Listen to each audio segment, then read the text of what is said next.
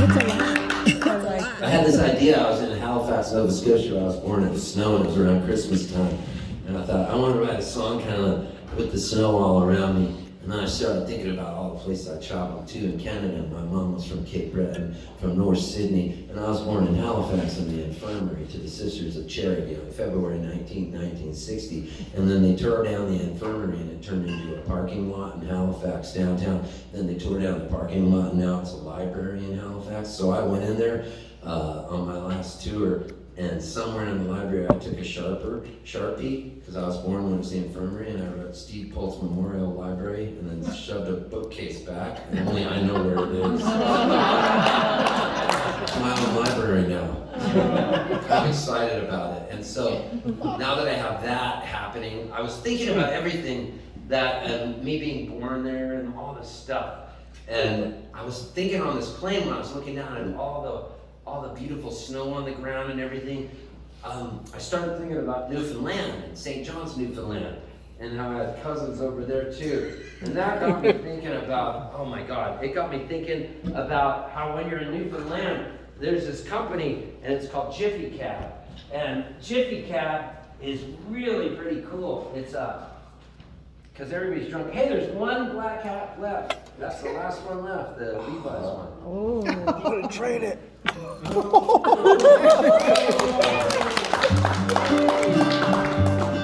And so I was thinking about Jiffy Cab, because when the lady answers the phone to Jiffy Cab, I always picture her with a big long cigarette with an ash that she doesn't click off, and she goes like this, Jiffy Cab. Jiffy Cab. And then she always does an inhaling affirmative. So you go, how you doing? You doing okay? And she goes, yeah. What's the weather like? Beautiful. And everybody gets so drunk there that it's like zombie land when the bars get out on George Street. Nice. People are walking around. Even if you're in a regular car, everybody thinks you're a cab. Strangers are making out with each other. I was playing this show at this place called The Ship, and this dude threw up on the bar, and he didn't even get kicked out. Like, even the cops have designated drivers, and this dude's so drunk, the bartender goes to him, come on, man, use a pint glass. And so, and then he makes this prop his head like this. And I was like, what are you going to do to get kicked out of a bar? If I ever relapse and start drinking again, I'm going to move up to St. John's, because nobody will be any the wiser. Right. So, now I met this dude, and I go, where are you from? And he goes, and he looked at me, because I looked weird to him, and he goes, who the frig knit you by? And I go, yeah. He goes, who the frig knit you by? Which means, who are your parents? Who knit you? Who the frig knit you? And everybody's boy, whether you're a girl or a guy, you're by. Who the frig knit you by? And then you're supposed to say, my mother did and my father helped. And then I asked this other guy, where are you from? And he goes, Sydney. And I go, what? And he was from St. Anthony? But it became, Sydney. Where are you from? Sydney. Sydney. What's it like there? Beautiful. How you doing? So I was thinking about all this shit, and then the plane was taking off. I was on an Air Canada flight flying to St. John's, Newfoundland. I was looking at all the snow on the ground as I was there on the plane was taking off. I looked at the flight attendant. I said, you got a pen? I feel a song coming on. I think it's going to be a waltz in the key of D.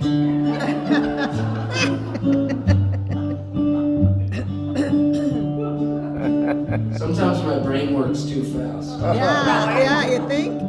Perfect. Like I'm thinking 5 chess moves ahead. That's why I can't go to sleep at night. All the windows of Halifax were shuttered and closed down. It was almost Christmas Eve. It was quiet on the town. There was snow on the streets. Everyone was inside. I looked at my tree and I slowly cried. Well, I drove in my car, it was like I was on the moon. I thought I'd have a warmer place in the middle of June. Sometimes this all snow makes me so mad. Sometimes for no reason, I just feel kinda sad. Oh, the windows of Halifax tonight. Well, the first window says to the second window, how come you never open up? Second window says, I had my heart broke once. Now I just stay closed shut. First window says, well, Well, maybe you could see some kind of counselor or something. Maybe a window washer could help you see things more clearly. Because I think you're pretty attractive, but you always have your shade pulled down, and the sun can never come in. Well, the second window says, freak the sun by. The girl I love's back in Sneaky. A big old house with beautiful windows. She's a beautiful house with overgrown weeds, and I can see all the way through her to her soul. Back in Sneaky, I was imported from St. John's. I love Newfoundland. Well, the fellow that lives here in Halifax, he studied chemistry at Dalhousie University. But truthfully, he flunked out. But he's still a chemist. Well, actually, he's just a drug dealer. And we got people coming in and out of the house all night long. But I never have anybody to talk to, just bottle caps and cigarette butts being flicked my way. Dalhousie University, you say? Well, the fellow that lives here, he studied geography and archaeology over in ancient St. Francis Xavier. But he flunked out too. Now the only mountains he sees are paper mountains from his failed thesis. Yeah, he's got some tinfoil trees, a cardboard river, and an ugly, ugly paper mountain he made from the drug dealer's trash outside. Sometimes this old snow makes me so mad. Sometimes for no reason I just feel kinda sad. The windows of Halifax tonight. All the windows of the Maritimes, they're all telling stories of the plentiful days, of the cod and the glory, or an explosion that rocked a French cargo ship in Dartmouth near the harbor. All the windows got clipped. Well, all of these windows, they're all telling stories. Some are so sweet, some are so gory. There was a murder one night no one ever speaks of. The windows of Halifax tonight. Thank you.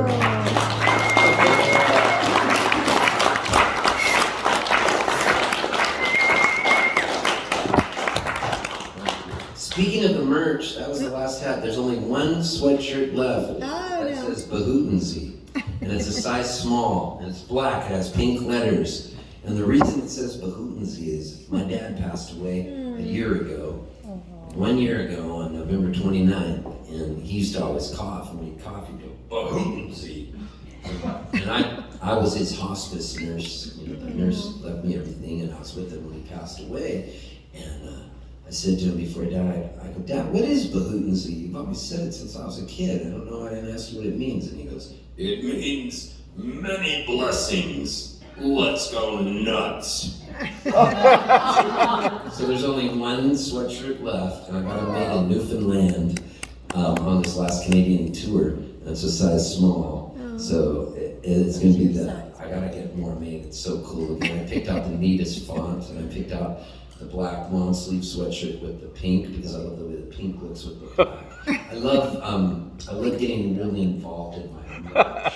Like I get so into the fabrics that I pick and everything. Like the tote bags are thick. I like get really into. I've always loved touching materials since I was a kid.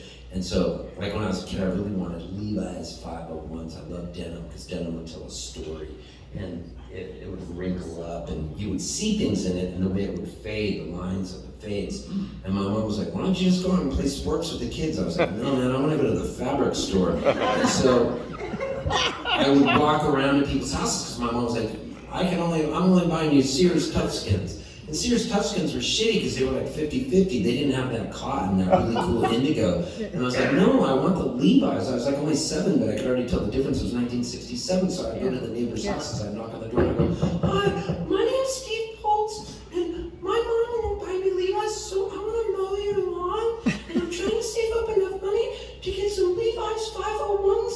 And when I buy them, I'm going to sit in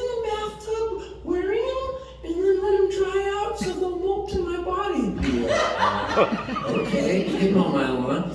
And I earned the money for that first pair of Levi's, and that gave me this sense of freedom where I knew I could always buy the patterns and the fabrics that I wanted as a kid because I was into it. And especially my gym shorts. They used to have gym shorts that kids would wear because when we go out for PE, you'd have these red shorts because I was at Palm Springs High School. Indians was at Palm Springs, California. And so some of the kids would have these polyester shorts that wouldn't fade, but if you got the 100% cotton ones, they were so cool and you'd be tan. You'd have this tan legs because you're in Palm Springs. And then when you got the Presidential Physical Fitness Seal of Approval, which took me a long time to get, and I actually still have it on my wall at home, and it's signed by Richard Nixon. It's so fucking cool. I have this on my wall. It says Richard Nixon, Presidential Seal of Approval. And if Nixon gives you the Presidential Seal of Approval, that's the coolest thing ever. And so I couldn't throw the softball far enough. I could do the long jump, I could do the push-ups, I could do the pull-ups, but I had a hard time with softball, and I practiced every day after school, and I would throw that softball.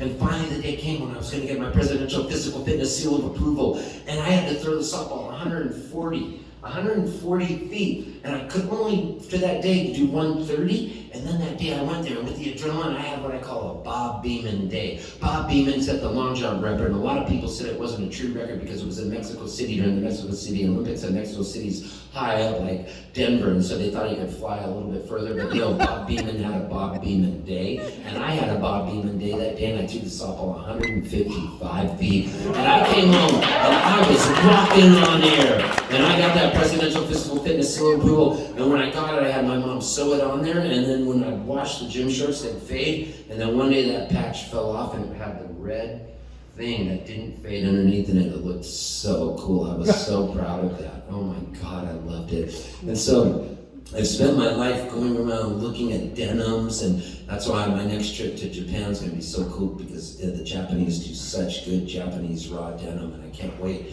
to go back over there just to buy denim. That's why I want to go over there, and I follow all these denim people on Instagram. If you look at my Instagram and see who I'm following, I'm really like, okay, this shirt, Ironheart, is made in Tokyo, and yesterday these guys were on live, and they had an audience of 7 people, and the guys went, Steve Poltz, walking in. And he's driving out, and obviously in Japan they drive on the other side of the road like they do in Australia, which is one of my favorite things to do, by the way. When I tour in Australia, the first thing I do is I rent a car, and I get stick shift to make it even harder, so it's like the next level of the video game. And one of the craziest things is making a right-hand turn, because it's against everything you see, and then when you get to a roundabout, it's even crazier. So I'm talking to these guys in Japan yesterday, trying to do a few words, and they're going, and they start playing that song I did, I Love Everything About You, that I did earlier, the beautiful song, and that was used in a movie called Notting Hill with Hugh Grant and Julia Roberts. Yeah. And so they're listening to it, he's reading it, and the guy's going, Steve Poltz, I get right there, and he goes, Notting Hill, like that, and I can hear him say certain words. It was one of the most beautiful things,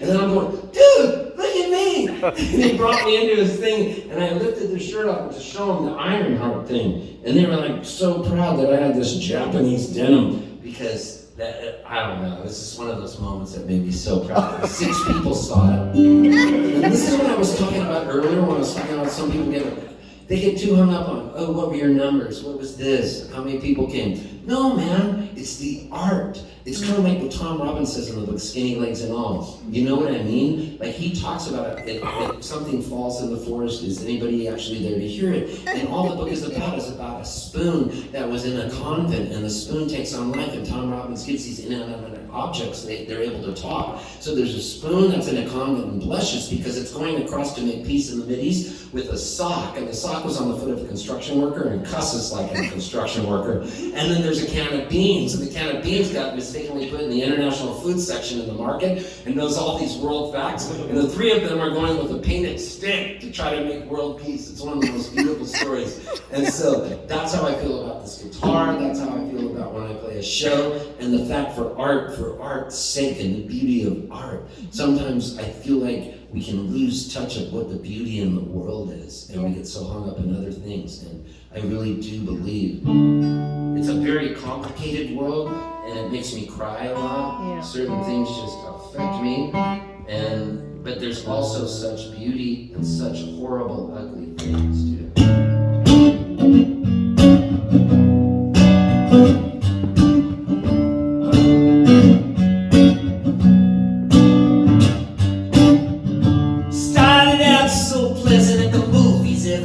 stress.